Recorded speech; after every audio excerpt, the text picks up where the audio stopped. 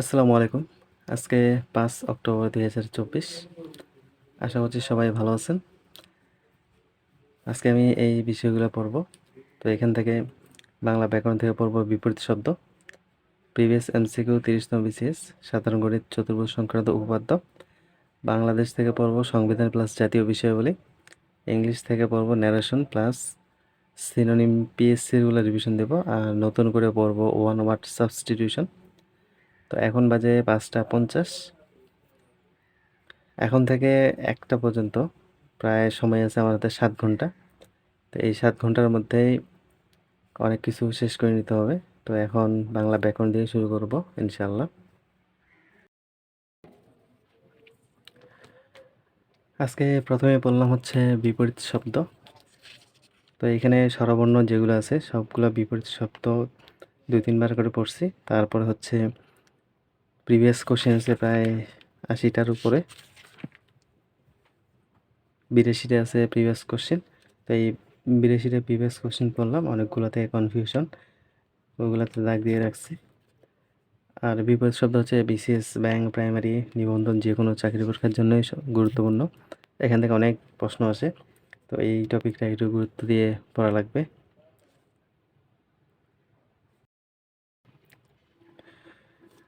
আজকে ৩০তম বিসিএসটা পড়া ছিল, তো মোটামুটি শেষ করলাম ৩০তম বিসিএসটা। ব্যাখ্যা বিশ্লেষণ সহ পড়ার চেষ্টা করছি, যেগুলা ব্যাখ্যা বিশ্লেষণ সহ পড়া দরকার। আর কিছু প্রশ্ন আছে যেগুলা ব্যাখ্যা বিশ্লেষণ না পড়লেও চলে, তো ওইগুলাতে বেশি ফোকাস দেইনি, ব্যাখ্যা বিশ্লেষণগুলা।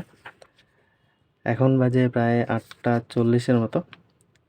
তো এখন পর্যন্ত 2টা টপিক শেষ হলো। বাংলা ব্যাকরণটা পড়লাম আর হচ্ছে বিসিএস ৩০তম কোশ্চেনটা পড়লাম। এরপরে শুরু করবো হচ্ছে ইংলিশ। ইংলিশের 3টা টপিক আছে, 3টা টপিক একবারেই পড়ে নেব ইনশাল্লাহ। সিনোনিম অ্যান্টোনিম রিভিশন দিচ্ছি OnePlus পাবলিকেশনের বই থেকে। বইটার নাম হচ্ছে কম্পিটিটিভ এক্সামস ভোকাবুলারি। এখান থেকে আমি প্রথমবার পড়ে নিছি সবগুলাই। এখন বিসিএস, ব্যাংক, পিএসসি এইগুলা মোটামুটি রিভিশন দিয়ে নিছি একবার। বর্তমানে পড়তেছি ভার্সিটি মেডিকেলের কোশ্চেনগুলো। তো ভার্সিটি মেডিকেল কোশ্চেনগুলো গতকালকে 58 পর্যন্ত পড়ছিলাম, আর আজকে শুরু করছি 59 থেকে শুরু করে আজকে পড়ছি হচ্ছে 113 পর্যন্ত। তো আর একদিন লাগবে, তাহলে ভার্সিটির বা মেডিকেলের সিনোনিমগুলো শেষ হয়ে যাবে। এরপরে অ্যান্টোনিমটা শুরু করতে পারবো। আজকে থেকে ওয়ান ওয়ার্ড সাবস্টিটিউশনটা শুরু করছি, মূলত প্রিভিয়াস ভিত্তিক পড়তেছি আপাতত। তো বাংলাদেশ ব্যাংক থেকে শুরু করে গভ ব্যাংক বা প্রাইভেট ব্যাংকের যে কোশ্চেনগুলো আছে, এখানে প্রায় টোটালে 63টা কোশ্চেন আছে। তো আজকে জাস্ট এই প্রিভিয়াস কোশ্চেনগুলোই পড়ছি 63টার মতো। কালকে পড়ব বিসিএস এর কোশ্চেনগুলো। তো আজকে সাবস্টিটিউশন এ পর্যন্তই। আজকে স্পিচ বা ন্যারেশন অধ্যায়টা শেষ করলাম। মূলত অধ্যায়টা 2 দিনে পড়তেছিলাম, অর্ধেকটা পড়ছিলাম গতকালকে, আজকে আবার বাকি অর্ধেকটা শেষ করলাম। অধ্যায়টা খুব বেশি একটা কঠিন না, তবে বারবার রিভিশন দেওয়া ছাড়া জিনিসটা মনে থাকে না, প্র্যাকটিক্যালি এক্সারসাইজ করতে গেলে একটু সমস্যায় পড়তে হয়। তো অধ্যায়টাকে খুব সিরিয়াসলি পড়াশোনা করতে হবে। বিসিএস, ব্যাংক বা প্রাইমারি, নিবন্ধন যে কোনো চাকরি পরীক্ষার জন্য খুব একটা ভাইটাল একটা টপিকস। তো এই অধ্যায়টাকে খুব ভালো করে পড়াশোনা করে বিকল্প নেই, সাথে প্রচুর পরিমাণে এক্সারসাইজ লিখে লিখে প্র্যাকটিস করতে হবে। তো আজকে ন্যারেশনটা শেষ হলো, কালকে অন্য কোনো একটা অধ্যায় শুরু করব। বর্তমানে ইংলিশ গ্রামারটা একবার শেষ করছিলাম, তো এখন রিভিশন চলতেছে। তো কিছুদিনের মধ্যে হয়তোবা রিভিশনটাও শেষ হয়ে যাবে, তারপরে নতুন করে আবার রিভিশন শুরু করব। কারণ ইংলিশে অনেক ভালো একটা নাম্বার ক্যারি করতে হবে, ইংলিশটাকে একটা স্ট্রং পয়েন্ট বানাইতে হবে, এটাই আপাতত লক্ষ্য।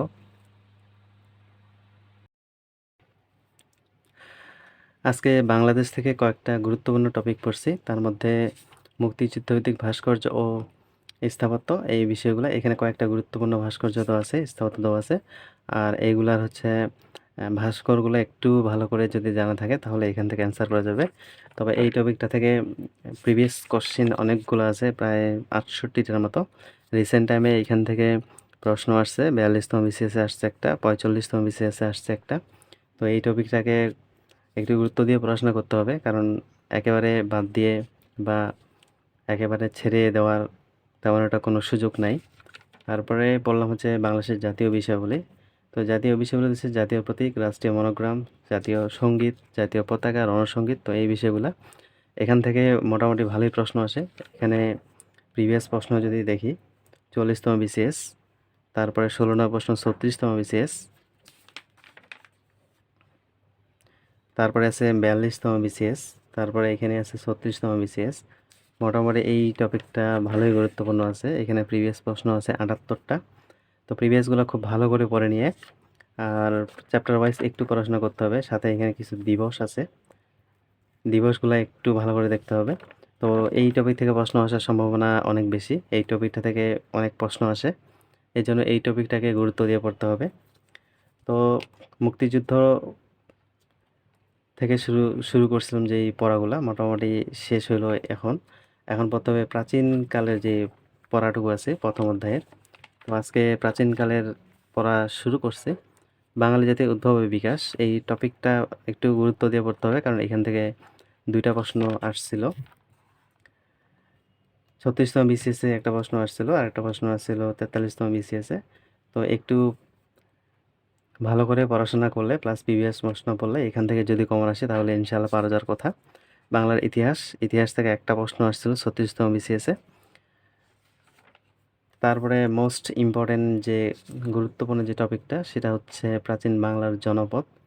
এখান থেকে হরহামেশাই প্রশ্ন চলে আসে যখন তখন। তো এই টপিকটা খুবই গুরুত্বপূর্ণ। এই টপিকটা যত ভালো করে পড়া যায় ততই আমাদের জন্য বেটার। এখান থেকে প্রশ্ন আসছিল প্রায় ১টা, ২টা, ৩টা, ৪টা, ৫টা। রিসেন্ট টাইমের প্রশ্ন এখানে প্রায় ৫টা, ৪১তম বিসিএস, ৩৮তম বিসিএস, ৪৪তম বিসিএস, আর একটা প্রশ্ন আসছিল ৩৬তম, ৪১তম, ৪৩তম, ৪৪তম, প্রায় অনেকবার। তারপরে এখানে একটা প্রশ্ন আছে ৪৩তম। মোটামুটি বলা যায় এই টপিকটা খুবই গুরুত্বপূর্ণ, এটাকে যত বেশি গুরুত্ব দিয়ে পড়া যায়। প্রিভিয়াস এমসিকিউ টানা মুখস্থ আর চ্যাপ্টার ওয়াইজ পড়াশোনা মোটামুটি এখানে ভালোই গুরুত্ব দিয়ে করতে হবে। তো এই টপিকটা সম্পর্কে মোটামুটি সবারই ধারণা থাকে। তো এই টপিকটাতে বেশি একটা কষ্ট হওয়ার কথা না যে কারো পড়ার সময়। তো বাংলাদেশ আজকে এতটুকুই পড়ছি। আজকে জ্যামিতি অধ্যায় থেকে পড়লাম চতুর্ভুজ সংক্রান্ত উপপাদ্যগুলা। এখানে আয়তক্ষেত্র, বর্গক্ষেত্র, সামান্তরিক, রম্বস, ট্রাপেজিয়াম, এই কয়েকটা বিষয় আজকে দেখলাম। তো এইখানে বেসিক বিষয়গুলো একটু দেখতে হবে ভালো করে, কারণ এখান থেকে তেমন একটা প্রশ্ন আসেনি। তবে এই অধ্যায়ের সংশ্লিষ্ট অধ্যায়ে গাণিতিক যে প্রশ্নগুলো আসে, তো ওইগুলো আসে পরিমিতি থেকে। এই জন্য পরিমিতিতে ভালো করতে হলে এখানে তত্ত্বীয় যে বিষয়গুলো আছে এই বিষয়গুলো একটু ভালো করে পড়তে হবে। এখানে অনেক সূত্র দেওয়া আছে, প্লাস সাধারণ যে বিষয়গুলো আছে এগুলো একটু ভালো করে বুঝতে হবে। তাহলে এই অধ্যায় থেকে মোটামুটি তত্ত্বীয় জ্ঞানগুলা পাওয়া যাবে। আর এটাই এই অধ্যায়ে দরকার। এই অধ্যায় থেকে সরাসরি তেমন বিসিএসে প্রশ্ন আসে না। তো অন্যান্য চাকরি পরীক্ষায় থিওরি আকারে এখানে কিছু প্রশ্ন আসছে। তো আজকে এই অধ্যায়টা দেখে নিলাম, এরপরে অন্য কোনো অধ্যায় শুরু করব।